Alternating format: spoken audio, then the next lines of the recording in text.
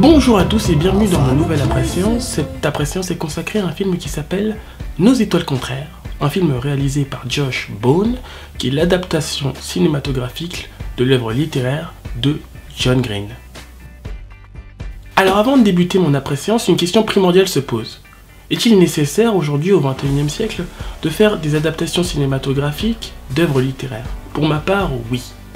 Avant de débuter, je vais d'abord vous lire le synopsis que j'ai simplifié. Le film nous plonge dans l'histoire de deux adolescents atteints de cancer. Ansel Grace Lancaster, Lancaster en français, la narratrice de l'histoire, survit grâce à un traitement expérimental. Ses parents l'obligent à fréquenter un groupe de soutien. Durant les séances, elle fait la connaissance d'Augustus Water. Les deux adolescents se passionnent pour un roman de Peter Van Houten. Curieux du sort des personnages, Ansel et Augustus envisagent de se rendre à Amsterdam afin de rencontrer l'auteur. Ils effectuent le voyage grâce à une fondation d'aide aux enfants malades qui se charge d'exaucer leur vœu le plus cher. Une histoire d'amour naît entre les deux adolescents. Alors le casting est composé de Sam Tremell, il joue en ce moment dans la série True Blood qui effectue sa dernière saison et que vous pouvez trouver sur HBO. Vous pouvez aussi retrouver William Dafoe qui incarne Peter Van Houten, Shailene Woodley qui a joué dans Divergente et qui jouera dans le prochain Spider-Man 3. Et pour terminer, Ansel Elgort. Alors je trouve le film brillant. Ce film est une romance. Certains y verront en conséquence une histoire niaise, pour ne pas dire gnangnan, mais soyons honnêtes, aujourd'hui c'est le chemin le plus facile, on peut dire, pour toucher les ados. Que ce soit la jante masculine ou la jante féminine. Chaque spectateur a besoin de s'identifier. Parler de cancer, c'est une chose dure, c'est une chose grave, mais ce film aborde le sujet d'une manière simpliste, pour ne pas vous mentir, vraiment simple. Et c'est ce qui est vraiment agréable. Pour approfondir, je pourrais même dire qu'il aborde ce film de deux manières distinctes. Premièrement, grâce à l'amour, enfin l'histoire d'amour, et deuxièmement, grâce à l'autodérision. Plutôt que de s'apitoyer sur leur sort, les personnages principaux n'attendent pas de pitié. Au contraire, ils font des blagues et de l'humour noir. Ce qui pour moi est réellement une bonne chose car cela enlève toute la tristesse. Ce film n'est pas un film triste, peut-être dramatique dans sa volonté mais pas triste. Mais encore leur histoire d'amour est unique et réaliste.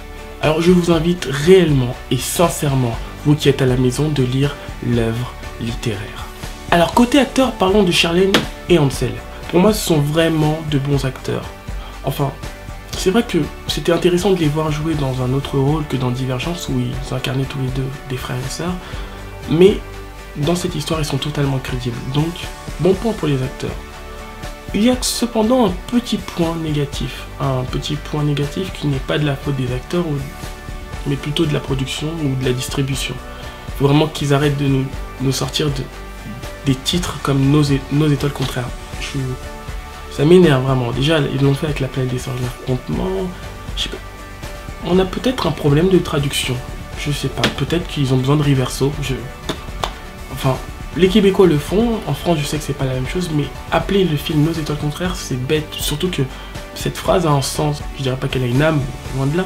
Mais il faut quand même respecter ça. Respecter au moins le livre. Une chose est sûre en tout cas, c'est que Nos étoiles contraires est un bel hommage à l'œuvre de John Green. Pour conclure, le cancer est une maladie grave. Dans certains cas, on perd ses cheveux et on est obligé de vivre avec une bouteille d'oxygène. Pour moi, ce film est un enseignement. Je vous invite à aller le voir avec vos amis, vos parents, avec n'importe qui. C'est vrai que ce film est d'abord destiné à un public jeune, les young adultes. Alors c'est vrai qu'on peut lui reprocher son point de vue d'adolescent. Mais pour clore cette après-séance, je vais vous sortir un adage. Dans la vie, rien n'est gratuit. Même la mort, puisqu'on le paye au prix de notre vie. C'était mon 7e après-séance. Je vous remercie de votre fidélité. Je vous invite à donner votre avis en commentaire et surtout de vous abonner. Réveillez votre âme de cinéphile. Que la force soit avec vous. Prenez soin de vous. Ciao.